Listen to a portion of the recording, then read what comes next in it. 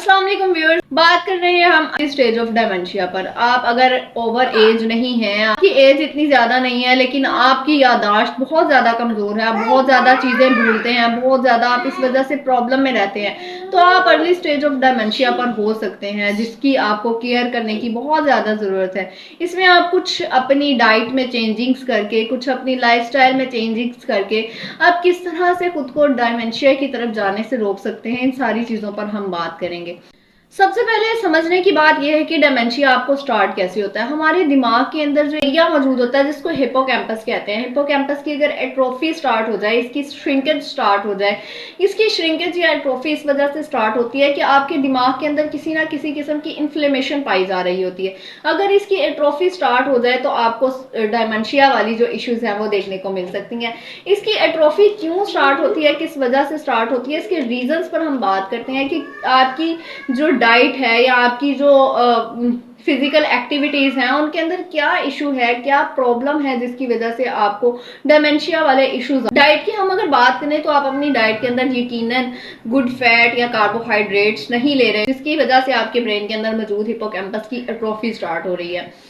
आप अगर fatty acids, omega 3 और गुड फैट मुनासिब मिकदार में लेते रहें, आपके पास ये सारी चीजें नारियल के तेल, जैतून के तेल, देसी घी, अंडे की जर्दी में मौजूद हैं, ये सारी चीजें अगर आप मुनासिब मिकदार में लेते रहें तो आपको इन्फ्लेमेशन नहीं होगी। और जब आपको इन्फ्लेमेशन नहीं होगी तो आपके ब्रेन की जो हिपोकैम्पस की एट्रोफी है वो भी स्टार्ट नहीं होगी, बल्कि इसको पावर मिलती रहेगी और ये अपना काम ठीक तरह से करती रहेगी और आप डायमेंशिया वाले किसी भी इशू में मुब्तला नहीं होंगे। ये आपको कमी होती किस तरह से है? नींद प्रॉपर ना लेने की वजह से, जंक बहुत ज्यादा खाने की वजह से, इसके अलावा स्ट्रेस बहुत ज्यादा लेने की वजह से, आप इंसोम्निया का अगर शिकार हैं, आप नींद अपनी सही घंटों में पूरी नहीं करते, तो आपको ये इशू हो सकता है।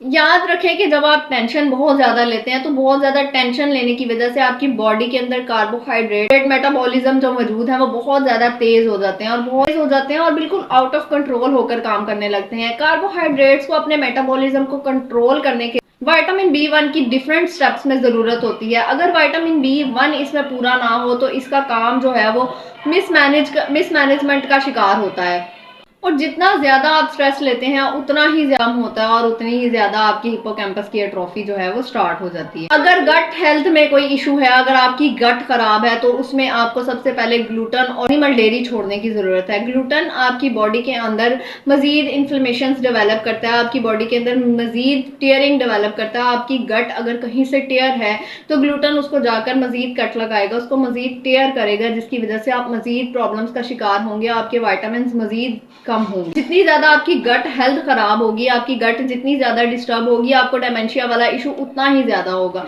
आप अपनी गट को ठीक करने के लिए इसके अंदर जो गुड बैक्टीरिया मौजूद है, माइक्रोबियोम, उसकी डाइवर्सिटी को बढ़ाएं। उसकी डाइवर्सिटी को बढ़ाने के लिए आपको जो गंदम है, ग्लूटन है और जो डेयरी है अपनी डाइट से निकालना पड़ेगा, अपनी डेली रूटीन डाइट से इसको आउट करना। और इसके साथ आपको इंटरमिटेंट फास्टिंग भी करनी होगी। जब आप फास्टिंग करते हैं तो कुछ लोगों का माइंड में ये होता है कि जब हम फास्टिंग करते हैं तो हमारी जो गट का बैक्टीरिया है, जो गुड बैक्टीरिया है, माइक्रोबियोम, वो कम हो जाता है, जबकि ऐसा नहीं है। जब आप फास्टिंग करते हैं तो आपकी जो गट है उसका जो बैक्टीरिया आपकी बॉडी में पॉजिटिव किरदार अदा करता है, उसकी डाइवर्सिटी बढ़ जाती है, उसका काम बढ़ जाता है, वो बैक्टीरिया ज्यादा अच्छी तरह से काम करता है और विटामिन B1 के साथ मिलकर ज्यादा अच्छी तरह से काम कर रहा होता है। वो ग्लूटन की वजह से बहुत सारे इश्यूज होते हैं, जैसे IBS है, IBD है, कॉन्स्टिपेशन है, पाइल्स है, इस तरह के बहुत सारे इश्यूज में आपको ग्लूटन इरिटेट कर रहा होता है। अगर आप ग्लूटन को अपनी डाइट से हटा देंगे तो देयर इज नो इशू, बल्कि आप बहुत सारे इश्यूज से बच जाएंगे। और ग्लूटन के अलावा आपके पास बहुत सारे ऑप्शन है जिनकी आप रोटी खा सकते। हमारे यहाँ जो खाना फूड डेली बेसिस पे कंज्यूम होता है, आई नो वेरी वेल कि उसमें रोटी जो है वो एक बेसिक फूड है। हमारा बेसिक फूड जो है वो रोटी है, वो गंदम है, उसके अंदर ग्लूटन बहुत ज्यादा मिकदार में मौजूद होता है। आप उसकी जगह कोई और चीज यूज कर सकते हैं, किसी और चीज की रोटी जो है वो इस्तेमाल कर सकते हैं। इसके साथ अगर आप एनिमल डेयरी अपनी डाइट से रिमूव करते हैं तो आपके लिए बहुत ज्यादा बेनिफिशियल होगा, क्योंकि जब हम डेयरी की बात कर रहे होते हैं तो आपको जो दूध है उसकी लैक्टोज से इशू नहीं हो रहा होता, क्योंकि कुछ लोग यहाँ ये कहते हैं कि हम लैक्टोज फ्री मिल्क ले लेते हैं, उससे कोई इशू नहीं होगा। आपको दूध के केजीन से इशू हो रहा होता है, जो कि दूध की प्रोटीन है, और ये फिर गट के ऊपर बहुत ज्यादा इश्यूज क्रिएट करती है। इसके अलावा आप अपनी डाइट में जो ये चीजें यूज कर रहे हैं, जंक फूड यूज कर रहे हैं, पेस्ट्रीज यूज कर रहे हैं, इसके अलावा आप बहुत ज्यादा चाइनीज आइटम्स यूज कर रहे हैं, इनके अंदर एक प्रोडक्ट मौजूद होता है जीएमओ, जो इनके फ्लेवर्स को इनहेंस करता है, इनके फ्लेवर्स को बढ़ाता है। लेकिन ये जीएमओ बॉडी के जो गुड बैक्टीरियाज हैं, आपकी गट के जो गुड बैक्टीरियाज हैं, उनको बहुत ज्यादा टेंशन दे रहा होता है, उनको बहुत ज्यादा उनकी डाइवर्सिटी को नीचे गिरा रहा होता है। इसमें सबसे ज्यादा जरूरी आपके लिए ये है कि आप एक हेल्दी कीटो डाइट लें। उसमें सुबह सुबह निहार मुंह आप नारियल का तेल 1 चम्मच नीम गर्म पानी के साथ पी सकते हैं। ये बहुत फायदेमंद होगा आपके लिए, आपकी बॉडी के बहुत सारे टॉक्सिन्स को निकालेगा, आपकी बॉडी के अंदर से बहुत सारे टॉक्सिन मादों को निकाल बाहर फेंकेगा और आपकी बॉडी को एक हेल्दी वे की तरफ ले। वैसे भी कीटो डाइट में ये एबिलिटी होती है कि आपके ब्रेन के अंदर मौजूद टेयरिंग को सही करता है, उसको इसके डैमेज को रिपेयर करता है और आपको हेल्दी वे की तरफ लेकर जाता है।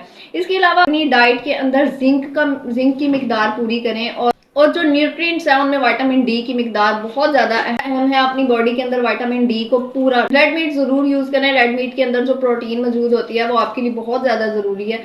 इसके अलावा मीट के अंदर जो जिंक मौजूद होता है वो आपकी ब्रेन हेल्थ के लिए बहुत ज्यादा जरूरी है। इसके अलावा देसी घी को जरूर ऐड रखें अपनी डाइट के अंदर। एक्सरसाइज डेली बेसिस पे करें। एक्सरसाइज आपकी बॉडी के अंदर ग्रोथ हार्मोन्स को बढ़ा रही होती है, आपकी बॉडी के ग्रोथ सेल्स को बढ़ा रही होती है, जिसकी वजह से आपकी ग्रोथ बहुत ज्यादा अच्छी होती है।